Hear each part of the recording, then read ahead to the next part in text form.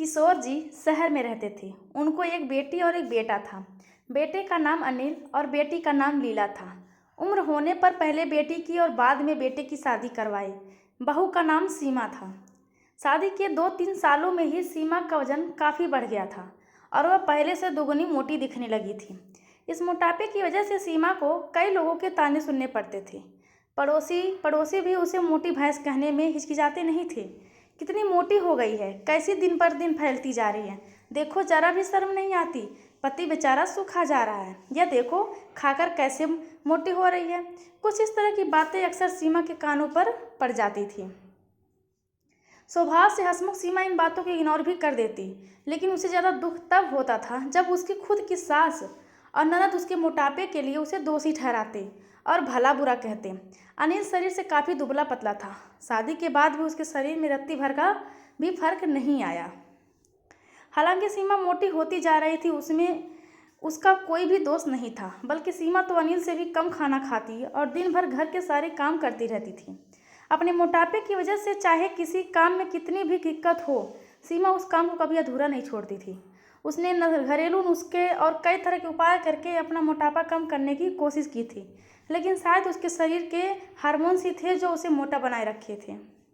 अनिल को उसके मोटापे से कोई दिक्कत नहीं थी। वह तो बेचारा अपने बिजनेस को संभालने में व्यस्त रहता था।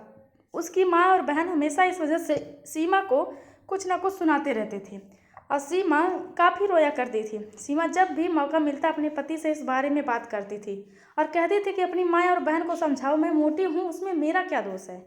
पूरी दुनिया मुझे कुछ भी कहे, मुझे फर्क नहीं पड़ता, लेकिन जब मेरे अपने ही मुझे भला बुरा कहते हैं तो मुझे काफ़ी दुख होता है। ऐसे ही दिन बीतते चले गए। एक दिन सीमा की सास ताज़ी हवा लेने के लिए जब छत पर गई हुई थी, तब वापस लौटते समय उनका पैर फिसला और सीढ़ियों से वह गिर गई। भाग्य से वह बच गई, लेकिन उनके पैर में बड़ा फ्रैक्चर हो गया। उनको अब एक जगह से दूसरी जगह जाने में काफ़ी दिक्कत होने लगी। बिना किसी के सहारे के वह ऐसा कर ही नहीं पा रही थी। जिस मोटी बहू को वह रोजाना ताने मारती थी, आज बहू उनका हर काम कर रही थी और उन्हें एक जगह से दूसरी जगह ले जा रही थी। उनका खुद का वजन 75 किलो और जो उनके बेटे अनिल के लिए भी उठा पाना संभव नहीं था। हमको विचार आया कि वह बहू शरीर से भरी पूरी नहीं होती तो आज उनका क्या होता है।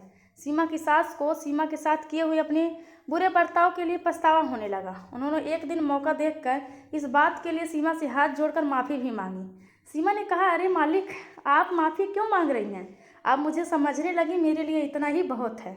उस दिन के बाद सीमा के साथ में कभी भी उसे उसकी मोटापे की वजह से एक शब्द भी कोई नहीं बोला, बल्कि तो उन लोगों से लड़ जाती थी जो सीमा को मोटी कहकर उसकी बुराई करते थे। सीमा की ननद भी इस घटना के बाद उसे इस विषय पर कुछ कभी ना कह सकी। खुश मिजाज सीमा अब पहले की तरह ही सब कुछ भुलाकर खुश रहने लगी थी।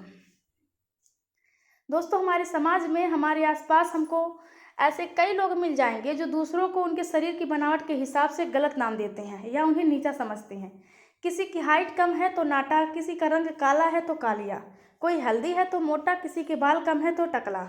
हमें ऐसी सोच को पूरी तरह खत्म करना होगा और यह समझना होगा कि बाहरी स्वरूप ज़्यादा मायने नहीं रखता। मायने रखता है तो भीतरी खूबसूरती, स्वभाव और विचार। धन्यवाद आप सबका।